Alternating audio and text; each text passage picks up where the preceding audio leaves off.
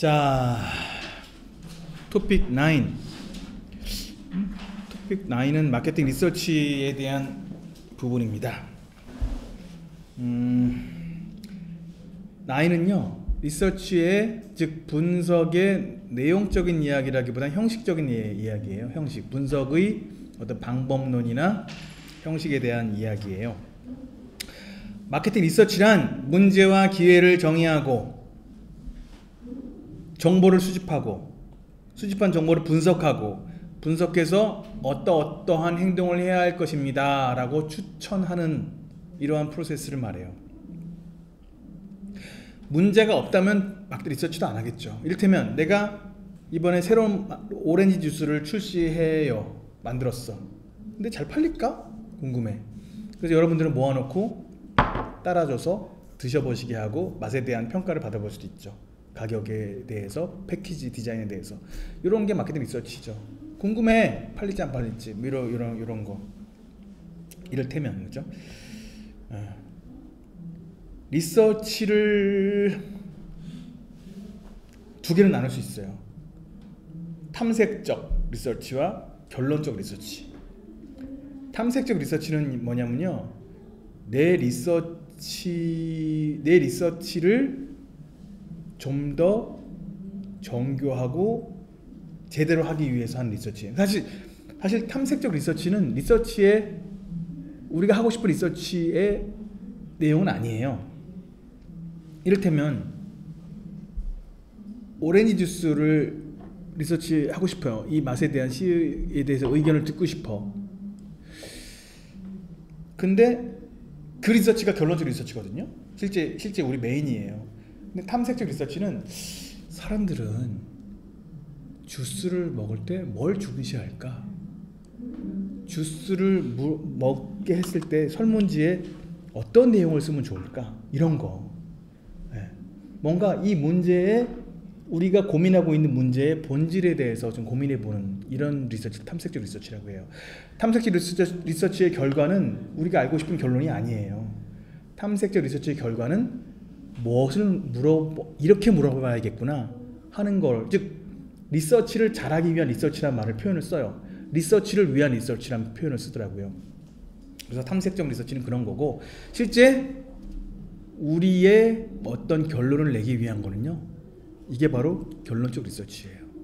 그래서 이렇게 이해하시면 될 것 같고, 결론적 리서치도 두 개로 나눠요. 하나는 뭔가 수치적이고 설명적으로 나오는 게 있고, 또 하나는 이렇게 알려주는 게 아니라 실제 어떤 변수를 대입해 봐가지고 나오는 실험.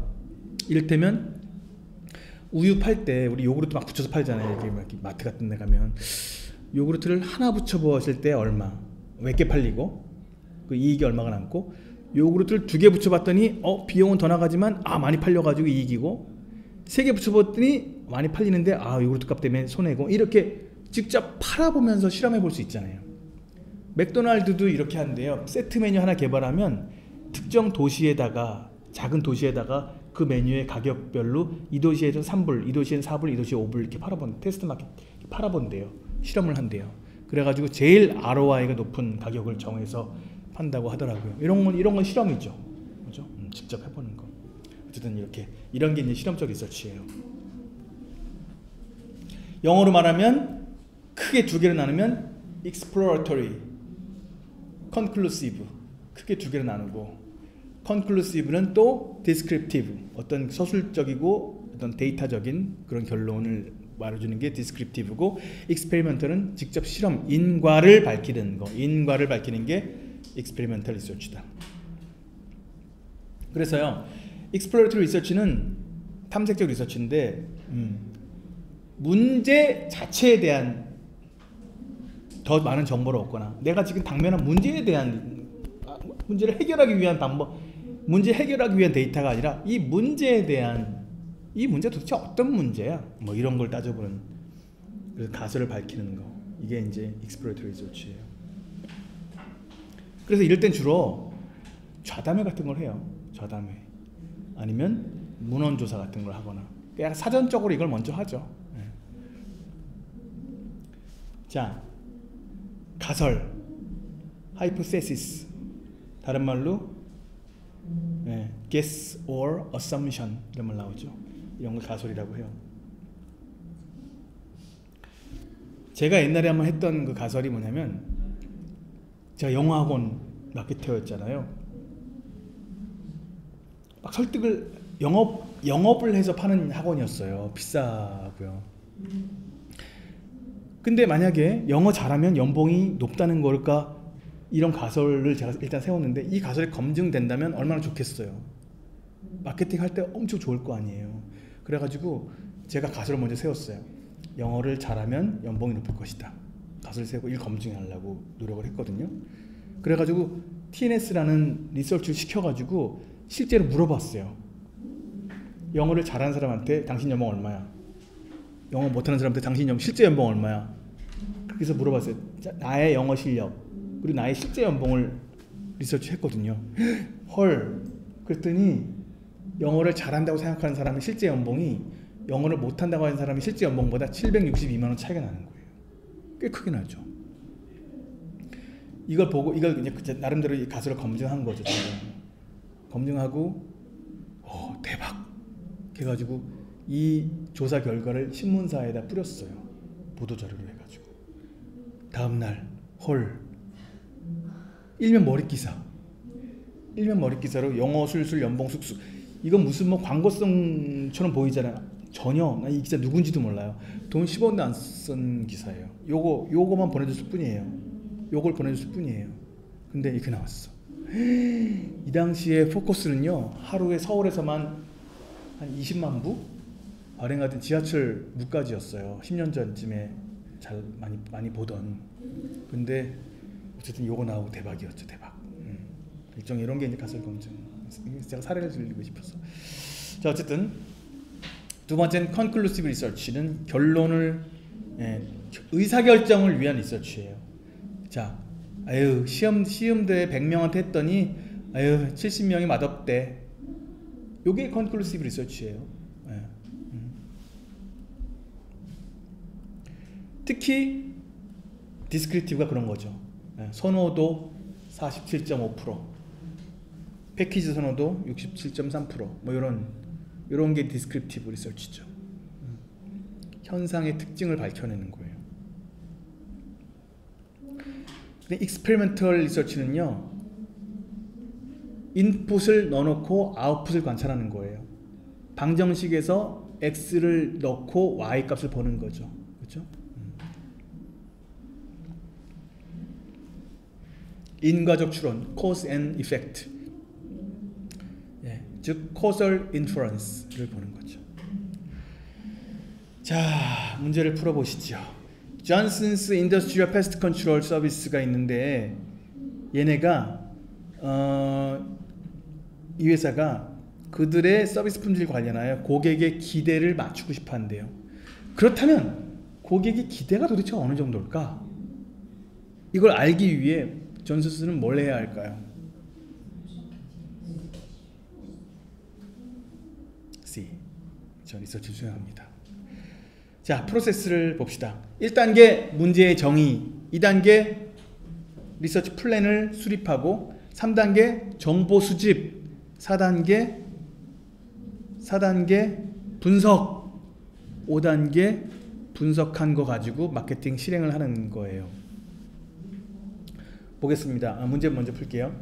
Which step in the marketing research process involve the data analysis statistical technique?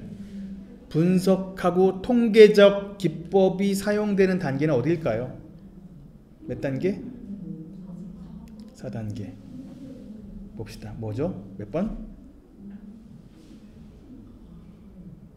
약간 말이 다를 수 있어요. D! 맞습니다. 자, 1단계부터 볼게요. 문제를 정의합니다. 리서치 목표를 정하는 거예요. 그리고 이 목표에 맞는 실행이 무엇이 있을까 알아내요. 자, 2단계 리서치 플랜을 짜요. 제약사항은 무엇인지. 리서치를 하려고 해. 제약사항. 보통요, 회사에서 맞닥뜨리는 제약사항이라는 거 제일 큰 게 뭐겠어요? 리서치를 하고 싶은데 맞아요. 돈이에요. 돈과 시간 주로. 돈과 시간. 네. 특히 돈. 그 다음에 나한테 필요한 데이터가 뭘까? 데이터는 어떻게 얻을까? 이런 거를 따져보는 거죠.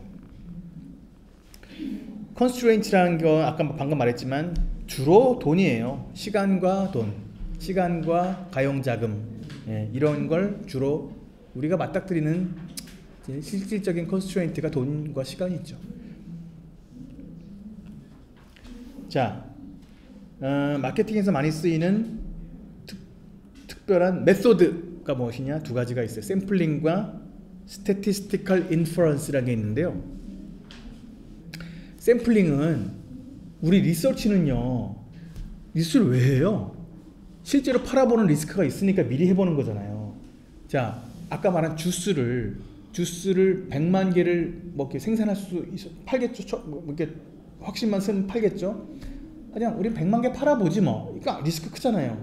아, 그 전에 100명한테 시음해보자 이런 거 아니에요. 그러니까 리서치는 기본적으로 샘플링을 하는 거죠. 그렇잖아요. 그렇죠? 우리 선거하기 전에 여론조사 해보고 후보 정하는 것처럼, 그렇죠? 그런 것도 마찬가지고. 그리고 우리 출구조사 하잖아요. 출구조사 할 때 이를테면 이 선거가 1000명이야. 그러면요 되게 조금 해요. 한 40-50명밖에 안 해요. 40, 아무튼 그 정도 해요. 근데 그거 가지고 이 1000명의 그 성향을 맞추잖아요. 비슷하게 맞추잖아요. 신기하죠. 좀 뽑아가지고. 우리 여론조사도 마찬가지예요. 1000명 하나?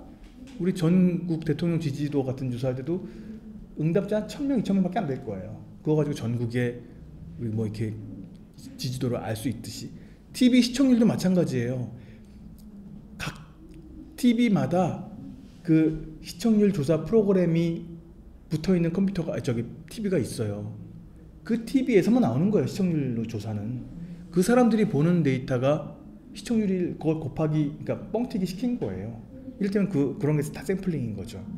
샘플링을 하면 이 샘플링, 이를테면 우리 선거구가 1000명 선거구인데 20명한테 물어봤어요. 누구 찍었어요? 적었어. 나이별로 뭐 이렇게 적은 다음에 이거를 1000명에서 20명 못 봤으니까 다시 50배 해야 될 거 아니에요. 그렇죠? 이렇게 되돌리는 거. 뽑아내는 건 샘플링, 되돌리는 거를 인퍼런스라고 해요. 스태티스티컬 인퍼런스. 리서치 회사 사람들은 이걸 프로젝션이라고도 하더라고요. 프로젝션, 이렇게 뻥튀기 한다 이런 뜻에서. 자, 이번엔 마케팅 인포메이션 시스템. 이거는 뭐 여기 나온 대로 말해도 말 되지만 사실 마케팅과 관련된 다양한 중요한 정보를 관리하는 시스템이에요. 예. 그렇게 쉽게 생각하면 되고, 여기 나온 말도 틀린 건 아니죠. 예. 의사결정자한테 필요하고 시적절하고 정확한 정보를 모으고 분류하고 분석하고 평가하기 위한 사람 장비 절차. 이거는 이제 필립 코틀러 말이에요. 그러니까 우리 시험에 나오는 그 사람 말은 아니지만 그래도 이해를 돕기 위해서 써놓은 거예요. 우리 책에 나오는 건 우리 기출문제 이렇게 나오죠. 가격, 광고비 지출, 매출 경쟁, 유통비용 등에 대한 정보의 흐름을 제공한다. 약간 좀 그리 제가 좋아하는 경위는 아닌데 어쨌든 마케팅과 관련된 핵심적인 정보의 연속적인 흐름을 관리하는 시스템, 이렇게 생각하면 되겠어요. 기출문제니까 눈여겨봐 주세요. 자, 세 번째 스텝은 정보 수집이에요. 정보 수집에서 돈이 제일 많이 들어요. 왜냐면 물어보면 보상을 해야 되니까. 제가 TNS에다가 뭘 의뢰하려고 했더니요, 한 명한테 물어보는 35,000원 달래요. 그 당시 11년 전에 한 명당 35,000원. 비싸죠. 되게 비싸죠.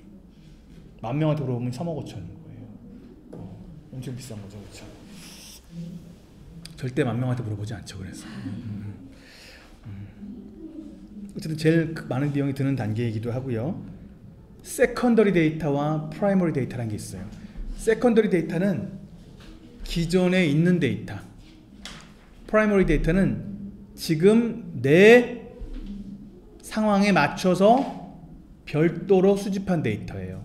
따로 수집한 데이터. 나한테 맞춰서. 자, 제가 주스를 시판하려고 하기 전에 여러분들에게 주스를 따라드려서 드시게 했어요. 시음 대회를 했어요. 이렇게 해서 얻은 의견은 프라이머리 데이터예요? 세컨더리 데이터예요? 프라이머리죠. 세컨더리는 원래 있던 데이터. 이를테면 옛날에 3년 전에 해태음료에서 주스 시음 대회 했다며? 그때 우리 주스랑 비슷한 거라며? 갖고 와봐. 참고하자. 이건 프라이머리예요? 세컨더리예요? 세컨더리예요. 원래 있는 데이터는 세컨더리, 나한테 딱 맞춰서 내가 새로 얻은 게, 새로 수집한 게 프라이머리. 어떤 게 더 비싸요? 프라이머리. 어떤 게 더 적합해요? 어떤 게 더 저렴해요? 어떤 게 더 out of date일 수 있어요? 이런 거죠. 그렇죠? 자, 가장 많은 비용이 드는 단계라고도 했고요. 가장 실수가 많이 생기기도 하는 단계라고 필립 코틀러 박사가 그랬어요. 세컨더리 데이터는 다른 목적으로, 그렇죠? 내가 한 게 아니니까 다른 목적으로 만들어서 어딘가에 있는 데이터예요. 회사 내부에 있을 수도 있고 회사 외부에 있을 수도 있고 구글 검색에서 걸릴 수도 있는 거고 도서관에 또는 회사의 옛날 파일 서버 안에 잠자고 있을 수도 있죠. 캐비넷 속에 있을 수도 있고요. 이런 자료가 세컨더리 데이터예요. 우리말로 주로 2차 자료라고 해요. 2차 자료. 프라이머리 데이터는 1차 자료라고 하고요. 자, 우리 용어인데요. syndicated 패널 데이터란 말이 나오더라고요. 네. 샘플링 해가지고 합친 데이터. 아까 말한 시청률이죠. 시청률. 이런 것도 syndicated 패널 데이터예요. 이를테면 몇 명인지 모르겠어요. 우리나라의 그 패널이 몇 명인지 모르겠지만 뭐 한 5,000명이라고 쳐요. 전국에 있는 5,000명의 TV에 깔려 있는, 뭐 더 많을 수도 있겠네. 있는 그거를 통합해서 인테그레이티드 시켜가지고 전국 시청률이 나오는 거란 말이에요. 이런 데이터를 syndicated 패널 데이터라고 하는 거죠. 많을수록 좋죠. 네. 근데 무조건 많은 것보다도 이게 이제 잘 고루 분포돼야죠. 뭐 이를테면 뭐 노인한테 뭐 우르르 가 있든지 이러면 안 되고, 그래서 많은 것보다도요 이게 우리의 그 인구 구성을 그대로 반영하는 이렇게 돼요. 이거 반영하는 걸 전제로 해서 많을수록 좋겠죠. 사실 여론조사도 많을수록 좋잖아요. 그렇죠? 아주 많으면 보상을 많이 해줘야 되는데 거의 매일매일 발표하잖아요. 시청률. 그거 언제 뒷감당 못하죠. 그 비용. 그렇죠? 프라이머리 데이터는 해당 프로젝트. 내가 지금 주스의 선호도를 지금 너무 궁금해. 내 주스, 내가 지금 만드는 주스에 대해서 알고 싶어. 이게 바로 프라이머리 데이터죠. 자, 프라이머리 데이터를 얻는 두 가지 방법이 있어요. 하나는 물어보는 거고요. 하나는 관찰하는 거예요. 자, 제가 주스를 따라 드렸어요. 맛있어요? 맛없어요? 물어볼 수 있죠? 선호도를 10점 만점에서 이렇게 표시해 주세요. 물어볼 수 있죠? 이런 건 물어보는 거예요. 관찰은요?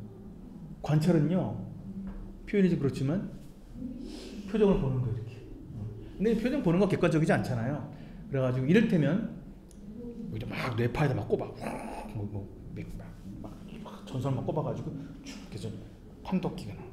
뭐 전두엽 몇 번 회로 활성화되고 있구만. 맛있다는 긍정적인 신호가 나오고 있어. 이런 거는 관찰이죠. 아니면 이렇게 보는 것도 관찰이에요. 표정이 일그러지나 좋아하나 싫어하나 이렇게 보는 것도 관찰이죠. 관찰이 쉬워요? 물어보는 게 쉬워요? 물어보는 게 훨씬 쉽죠. 얼마나 간단해. 맛있네요. 끝. 끝이에요. 관찰은 분석 전문가가 필요해. 뇌파 전문가, 그 다음 마케팅 전문가, 이런 분석하기 어려워, 설계하기 어려워, 장비도 비싸. 근데 어떤 게 더 객관적이에요? 관찰이 객관적이죠. 아니 차마 내가 맛있게 시원하게 따라줬는데 아유 맛없어 이렇게 말 못하는 게 너무 많단 말이에요. 바이어스가 있어요. 바이어스라고 표현하기 뭐하지만 솔직하지 않을 수 있다고. 사실 시음대회 같은 거 하잖아요. 시음대회가 아니고 이게 시음대회라기보다도 이렇게 시음회 하면 대부분 좋게 나온대요. 이렇게 맛있게 줬는데 일단 사실 맛없는 거 별로 없거든요. 그리고 안 팔리는 주스가 정말 맛없어서 안 팔리나요?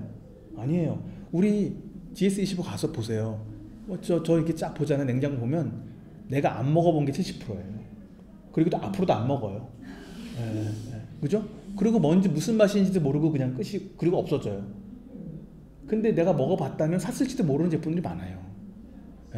근데 그게 맛이 없지 않아요 또. 그죠? 근데 우리가 맛 때문에 안 사는 게 아니라고. 낯설거나 단지 필요하지 않으니까 그런 거지.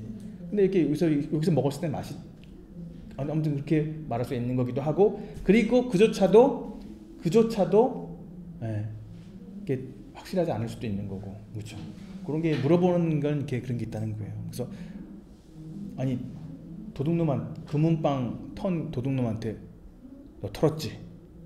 아니요? CCTV 여기 있잖아.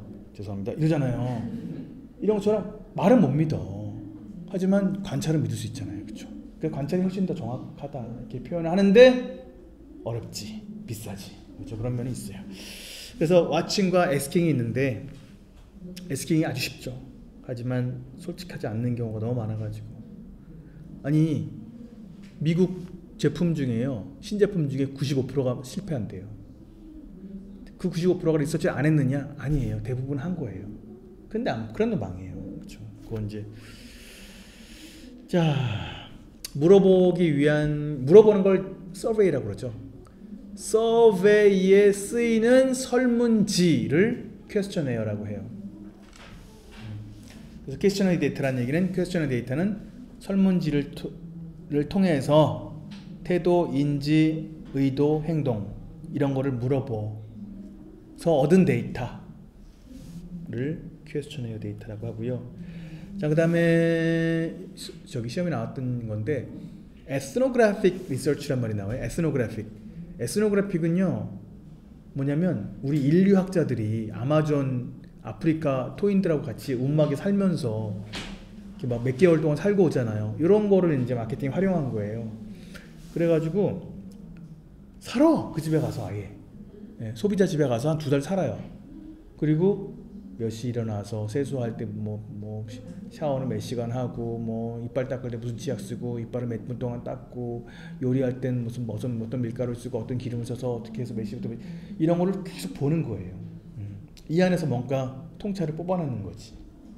자동차 마케터가요 어떤 사람하고 매일매일 몇 달 동안 그 사람하고 옆에 타가지고 계속 다녀요. 출근할 때마다. 이런 것도 이제 에스노그래픽 리서치의 일종이죠. 딤체가 그래서 나온다고요? 예? 딤체요. 딤체가 그래서 나온 거래요?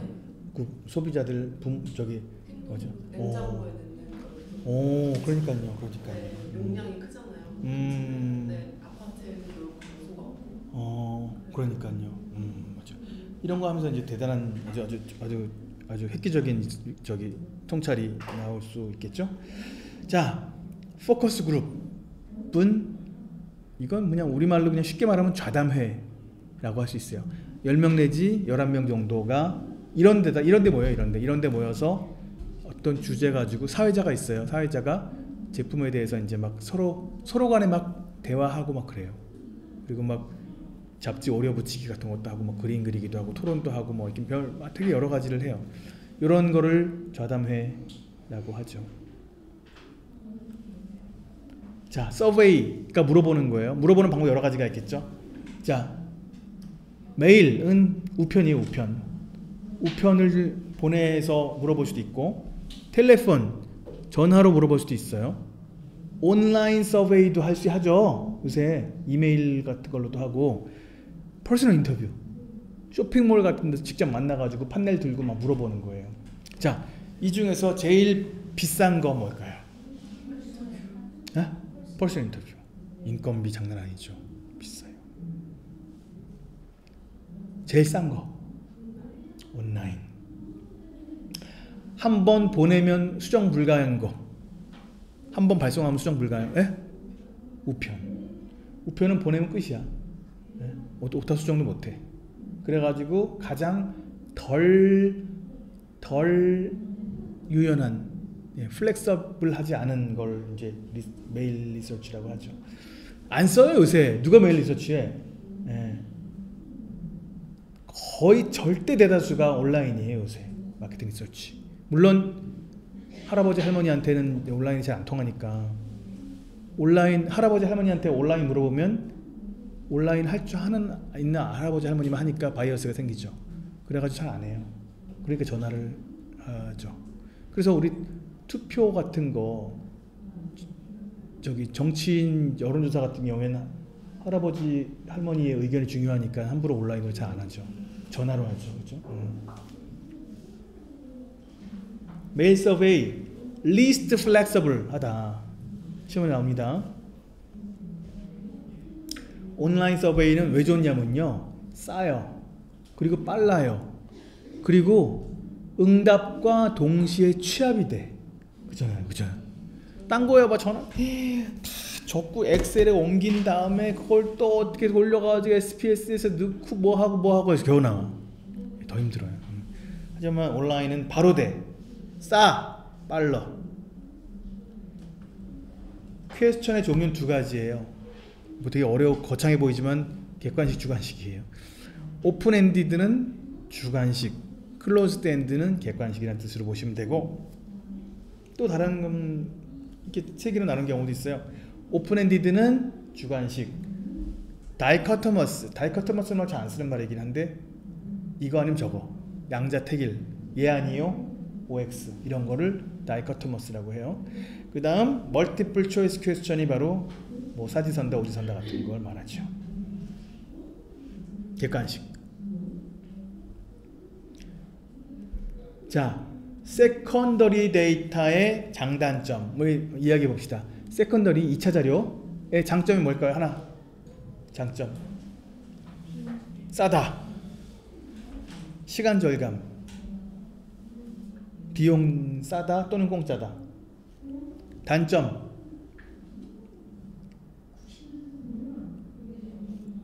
out of date. 오래됐어. 또는 나한테 딱 안 맞아. 그죠? 내 주스랑 3년 전 딴 회사가 만든 주스랑은 같은 망고 주스일지언정 다를 수밖에 없죠. 그죠? not be specific enough 하다 이거죠. 자, 이번엔 프라이머리 데이터의 장점은 플렉서블하죠. 나에 딱 맞출 수 있어. 그죠? 내 주스를 내가 지금 뭐 드시게 하는 거니까 플렉서블한 거죠. 그 다음 나에 딱 맞죠. 스페시픽하죠. 충분히 스페시픽하죠. 단점 뭐예요? 비싸다, 오래 걸린다. far more costly and time consuming. 자, 문제 봅시다. 컴퍼니 세일즈 인보이스, 회사의 어떤 뭐 매출 자료죠. 그죠? 매출 자료. 그다음에 통계청 센서스 데이터, 무역협회의 통계 자료는 어떤 자료의 사례입니까? 세컨더리죠. 세컨더리. 그렇죠. Observing people and asking them, 물어보기, 관찰하기는 어떤 자료를 얻기 위한 겁니까? Primary. 맞죠. 경험에 의하면 마케팅 리서처는 어떤 자료 먼저 얻고 어떤 자료를 나중에 얻은가. 뭐 먼저 할까요? 프라이머리 먼저 할까? 세컨더리 먼저 할까? 그쵸, 공짜니까 금방 얻으니까 세컨더리 해보고 대략 감 잡아서 한 다음에 프라이머리를 가겠죠. 119번 자, 봅시다. 사람들한테요 어떻게 뭘 시킨대요. 너네들이 구매하는 모든 내역을 일렉트로닉 다이어리, 뭐 지금으로 치면 앱 같은 거에다가 다 기록해. 네가 이마트에 산 거 다 우유 무슨 시리얼 다 기록해서 올려. 그래가지고 요걸 가지고 뭔가 이렇게 해서 그 소비의 패턴이나 트렌드 같은 거를 뭐 연구하는 리서치 회사가 있을 거예요. 자, 어쨌든 이러한 데이터를 무슨 데이터라고 하는가? 몇 번? 2. syndicated panel data. 네. 이런 거죠. 그죠? 아까 말한 시청률 조사 뭐 이런 거랑 또 비슷한 거죠. 특정 패널한테만 하는 거니까. 그래가지고 이 사람들의 패널 가지고 이 패널 정보를 합쳐가지고 어떤 인사이트를 얻어내는 데이터죠. 얻어내기 위한 데이터죠. 이거 뭐야? 자, 마케팅 리서처가요, 뭐에 관심이 있냐면 observing group interaction, 어떤 다수의 서로 상호작용에 대해 관심이 있대요. 그래가지고 뭔가 이렇게 주관식 질문을 던지고 답하고 이렇게 꽉 짜여져 있는 설문지를 돌리는 게 아니라 뭔가 이렇게 자유롭게 토론도 하고 뭐 이런 분위기에서 뭔가 그룹 인터랙션을 얻는다고 할 때 이러한 서베이 이 사람은 아마 어떤 리서치 방법을 쓸까? 포커스 그룹. D. 쇼핑몰 인터셉트 인터뷰라는 거는 피곤해 보십니다. C가 나왔습니다. 자, 데모그래픽의 목적을 위해 메일 서베이를 보냈다고 합니다. 미국 뭐 이렇게 암협회에서 보냈대요. 뭘 알기 위해? 그들의 레이스, 인종을 알기 위해. 흑인, 황인, 백인, 뭐 히스패닉, 뭐 이렇게 당신의 인종을 뭐 체크하시오. 이런 질문이 왔대요. 이런 퀘스천은 어떤 퀘스천이라고 할 수 있습니까? 멀티플 초이스 퀘스천이죠. 그렇죠? 자, 가장 플렉서블하지 않은 서베이 메소드는 메일 서베이. 자, 이번에 이제 분석을 해요. 분석합시다. Analyze data. 그래서 뭔가 새로운 파인딩을 찾아내는 단계예요. 이런 거예요. 간단하게. 5단계. 짧은 게 좋죠. 5단계는 마케팅 액션. 자, 우리 분석이 끝났으니 자, 이렇게 하는 게 더 좋을 것 같습니다 하고 사장이나 마케팅 본부장한테 리서처가 이야기하죠. 네, 리서처가 얘기하는데 그 말을 잘 들어요, 안 들어요? 회사에서 잘 안 듣죠. 잘 안 듣기도 하거니와 들을 말을 해주죠. 그죠? 예? 답장로. 그죠? 맞아요. 그거 맞추게 되는 거죠. 그러니까 사실 리서치도 뭐 수업 이런 말 하긴 뭐하지만 그냥 내 의사결정을 합리화하기 위해 하는 경우가 많이 있죠. 사실은. 그죠? 자, 그럼 지나가는 얘기를 한 거고. 자, 어쨌든 마케팅 액션을 하는 겁니다. 그래서 하고 나서도 이대로 하긴 했는데 맞아? 그래서 그 실행한 리설트를 evaluate 하기도 합니다. 이것도 기출 문제예요. 자, 이제 거의 마지막 단계입니다. 자, 커스터머 인포메이션을 얻는 데 있어서의 윤리적인 문제를 봅시다. 자, 먼저 리서치 할 때 이거 조심해야 된다는 거죠. 제가요, 리서치를 몇 번 해보고 나서 깨달은 게 있어요. 뭐냐면 리서치 회사는 정말로 잘 분류된 패널 데이터를 사람들 데이터를 갖고 있어요. 그래가지고요, 강남구와 서초구한테 물어보고 싶으면 그렇게 물어볼 수도 있고요. 20세부터 뭐 30세까지 물어봐 주세요. 뭐 그렇게 물어보기도 하고요. 어떠한 제품을 사본 사람을 위해서 물어볼 수도 있고요. 제가 성형외과 마케팅도 해봤는데 성형외과에 뭐 상담 받아본 사람들한테만 보낼 수도 있고요. 아무튼 그런 데이터들이 되게 많아요.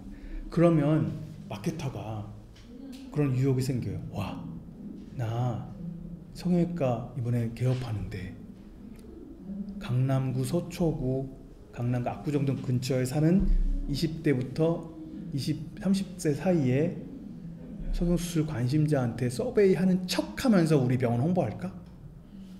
이런 유혹이 생겨요. 진짜로. 예. 저도 진짜 하고 싶었는데 차마 안 했긴 했는데, 어쨌든 그렇게 해서 슬쩍 하면 얘네들도 낌새 채면서도 해줘요. 그러니까 해주긴 해주죠. 예. 물론 실행은 안 했습니다만, 어쨌든 이런 거 하지 말라는 거죠.